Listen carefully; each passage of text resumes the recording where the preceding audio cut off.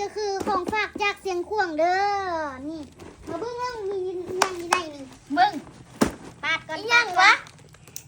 จักหูแรงยังเก็ดขึ้นใหญ่ใช่ปะแต่ว่ามันเบาได้ล่ะเนาะ เบาเพลงนะเนาะ อุ้ยเห็นแล้วแวบ เอ้ยบาดนี่ ๆคงดีจากเสียงข่วงเด้ไผใดละอันนั้นคนนั้นดีนะ ผู้ใดได้ผู้นั้นดี แม่ ฝากหยัง ฝากยา โอ้ย เบิ่งของฝากจาก อา เสี หาย ง ร ข่วง เสริ เด้อ มจากเชียงขวางโอ้ยใหญ่โพดนี่นะซ้ำนี่นะค่าฟัง50 พัก แท้มันเก็ดใหญ่โพดว่าก็ได้เนาะมึงอันมา ใบ คู อี น หยังน่ะ อันนี้มาคูนแม่คอยเอามาให้น่ะยาดีตับเด้ มันดีตับบ่นี่ แล้วก็ใบอันนี้น่ะ โอ้ยดีแท้บ่ ต้ พี่ ม น้อง กินแม่คอ ใบ ยบ อี อก หยังนี่ ได้ใบยังคุกกระบอกนี่ นี่เป็น เพราะว่า ต้นเป่า ญาติ บ่ บ่แม่นนี่ ต้มบ่ล่างแล้วต้ม บ่แม่นต้มมันนั้นเด้ ต้มตองๆค่ะบ่แม่นได้ แม่ เนาะ นเด้ออันนี้ต้มกินเนาะ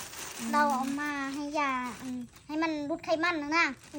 เห็นเขากินแล้วให้มันเห็นผลเด้กินแล้วมันลดไขมันพี่น้อง เอาพี่น้องน้องสิลองกินเบิ่งว่ามันสิเห็นผลบ่เนาะเฮากินแล้วมันสิไข้แน่บ่เนาะหลังจากที่เฮากินแล้ว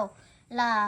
ประมาณ3 เดือน4 เดือนเนาะแล้วเฮาก็สิไปกวดคืนว่ามันลดแล้วบ่สิ่งที่เฮาเป็นน่ะมันเศร้าแล้วบ่เนาะเพราะว่ามันเบิ่งบ่เห็นน่ะพี่น้อง อยู่ทางในมันเบิ่งยากเนาะ แม่นซุมื้อนี้พวกเฮาก็แทบสิบ่ได้กินอีหยังใดๆกินแต่ผักกินแต่ปลา สิกินหยังกับยานเท่านั้นพี่น้องยันมันบ่ดีต่อตับนี่นี่แม่ มา ก็เลย คูณ ฝาก เด้ มา สั ให้ กเม็ด เนาะ ได้มาคูณนี่ มาคูนนี่แม่ค่อยว่าต้มน้ำร้อนแล้วก็เอาอันในมันนี่ป้อนลงน้ำหน่อยนึงล่ะเฮ็ดให้ไขมันในตับนั้นหายนะ ผู้ใดเคยกินบ่พี่น้อง คันกินไล่บ่ แนะ ได้ นำมาในเด้อถือต้องบ่คือเจ้าก็เคยไปต้มกินอยู่บ่เนาะจังใดก็ขอบใจได้หลาย ใครอยากหุ่นดีก็กินอันนี้ได้ค่ะว่า มาเบิ่งตัว กิน นี้ ได้ลงได้อีหยังหั่น อันนี้ก็มาเบิ่งตัวนี้ เครื่องตีกลับสิว่าได้ซั่นน่ะ เพิ่นก็เมื่อย มัน น้ำ เต้นเรื่องพี่น้องเต้นละมือเต้นลาวๆน่ะ ปวด ดี หัว กลับมาสั่งเอาแท้ว่าแล้วก็บ่เอานี่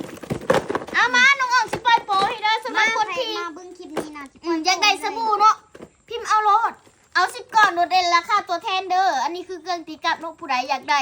มีเงิน100 ล้าน iPhone 17 Pro Max สวยกว่าทองคำรถจักรพี่น้องแตกรัวๆเลยรางวัลน่ะ คอมเมนต์มาเลยเด้อ ผู้ใดอยากได้คอมเมินต์มา แล้วก็คนที่ถามหาเนาะอันนี้น่ะ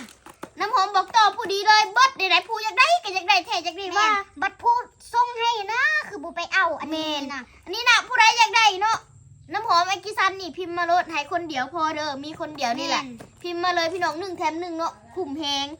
กันแดดบอกต่อกันแดดบอกต่อนี่เอาโลดจัดโปรให้เนาะมาเท่านี้ได้อยู่เฉพาะ3 คนเด้อ3 คนสุดท้ายเนาะพิมพ์คำว่าสนใจมาเลยเนาะ1 แถม 1ราคาบ่ฮอดแสนคุ้มสุดคุ้มเลยพี่น้อง คุ้ม จัดเลยเด้อขอบใจหลาย ใจเด้อ ๆซื้อซอยในเด้อซื้อเราไปเอาเครื่องแน่พี่น้องเมื่อยปวดหัวสิตายแล้ว เมื่อยน้ำลูก สิ ค้า ตุยแล้ว